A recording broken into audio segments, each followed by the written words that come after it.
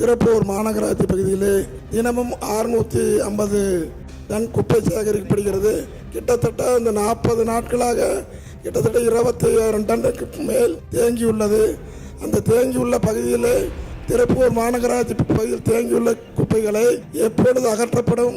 விஜயகுமாரை ரொம்ப நேரம் நான் தேடிட்டு இருக்கேன். நாங்கள் எந்த வேலை செய்யறதுக்காவது நீங்கள் அனுமதிக்கிறீங்களா? நாங்கள் சொந்தமாக இடம் வாங்கி நாங்கள் அந்த இடத்துல குப்பை கொட்டுறோம். 17 ஏக்கர் 20 ஏக்கர்னு சொல்லி அதுக்காக பணமும் அரசாங்கம் செலவு செய்ய தயாராக இருக்கிறது. அந்த குப்பையை அந்த இடத்துல வந்து கொட்டாதீங்கன்னு அங்கே இருக்கிறவங்க பிரச்சனை பண்ணுறாங்க. சரி, அரசாங்கத்தில் இருக்கிற கல்குவாரியில் அதை போய் கொட்டலாம் அப்படின்னு சொல்லி போனால் அந்த பகுதியில் இருக்கிறவங்க நம்ம பெருந்துறை பகுதியை சேர்ந்தவங்க இது எங்கள் தொகுதி இங்கே வரக்கூடாதுன்றாங்க.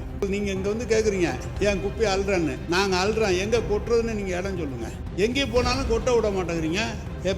எங்கே அவர் சாமிநாதன் அவர் பகுதிக்கு வரக்கூடாதுங்கிறாரு, பெருந்துறை அவர் பகுதிக்கு வரக்கூடாதுங்கிறாரு. நீ பதில் சொல்லு. திருப்பூர் மாநகராட்சி பகுதியிலே கிட்டத்தட்ட 60 வார்டு உள்ளன. அந்த மாநகராட்சி பகுதியிலே தினமும் 650 டன் குப்பை சேகரிக்கப்படுகிறது. கிட்டத்தட்ட இந்த 40 நாட்களாக கிட்டத்தட்ட 25,000 டன்னுக்கு மேல் தேங்கியுள்ளது. அந்த தேங்கியுள்ள பகுதியில் எல்லா பகுதியிலும் துர்நாற்றம் ஏற்படுகிறது. தீயை வைத்து விடுகிறார்கள். பல பிரச்சனைக்கு பொதுமக்கள் இடையூறாக உள்ளது. ஆகவே திருப்பூர் மாநகராட்சி பகுதியில் தேங்கியுள்ள குப்பைகளை எப்பொழுது அகற்றப்படும்? கிட்டத்தட்ட 55,000 கோடி ஈட்டி தருகிற திருப்பூர் அமைச்சர் எடுப்பார் என்று மாண்புமிகு பேரவைத் தலைவராக வாயிலாக அறிய விரும்புகிறேன். மாண்புமிகு அமைச்சர் பேரவைத் தலைவர்களே, விஜயகுமாரை ரொம்ப நேரம் நான் தேடிட்டு இருக்கேன்.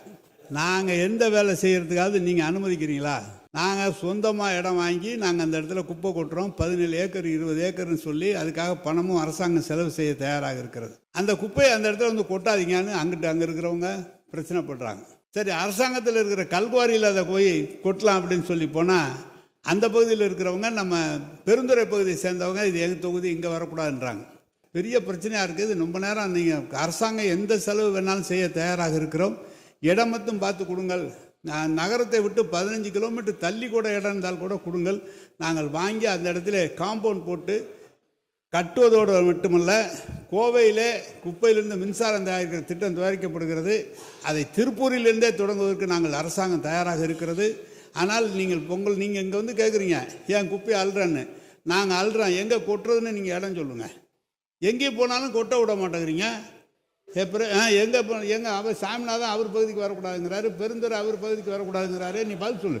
எல்லாம் வந்து அவர் ஒன்று தான் கைத்திட்டார் சொல்லுப்பா. எனவே எனக்கு நகரத்தை தாண்டி ஒரு 15 கிலோமீட்டர் தள்ளி கூட நாங்கள் வைத்துக்கொள்ள தயாராக